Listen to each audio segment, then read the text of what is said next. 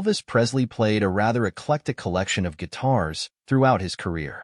His first guitar was a K acoustic. From there, he moved on to various Martin models and even a Montgomery Ward Recording King for a brief while. But in October 1956, Elvis got his first Gibson model, a J200, which he would use, although not exclusively, until 1971. In this article, we'll discuss how Elvis acquired his first Gibson and what became of it. Elvis Presley was a cultural force not unlike the Beatles or Taylor Swift. He was known as a performer, but not necessarily as a guitarist. The bulk of his guitar work was handled by Scotty Moore, who was a phenomenal guitarist. Moore had an endorsement with Gibson guitars, and it was through this endorsement that Elvis acquired his first Gibson.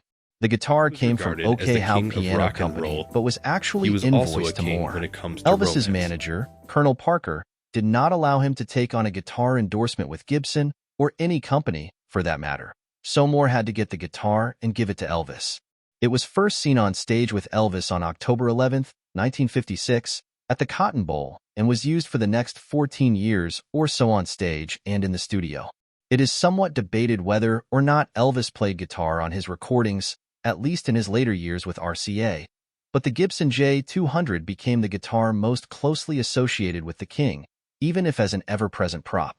When he began making movies like Loving You and King Creole, they got another J200 for the films. The J200 has been part of the Gibson lineup since 1937. They feature a Sitka spruce top with maple back and sides, a rosewood fretboard, and an ornate mustache bridge. Interestingly enough, it features a 25.5-inch scale, which is commonly known among electrics as a Fender scale, with Gibson guitars traditionally being 24.75. The guitar did see some cosmetic modifications, such as a tooled leather cover put on the back and top. That leather work was done by Charles Underwood. Elvis used the guitar in this state all through 1957.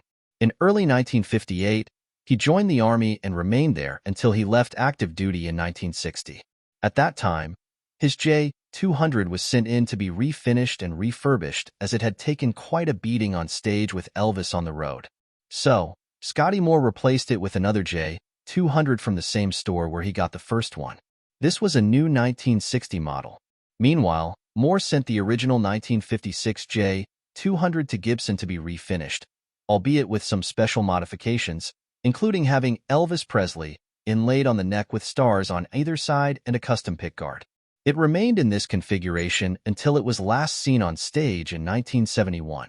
Elvis used other guitars through the years, as was mentioned previously in the article, and other Gibsons, too, like the Ebony Dove, a Super 400, a Dove Custom, and a couple of other J200s.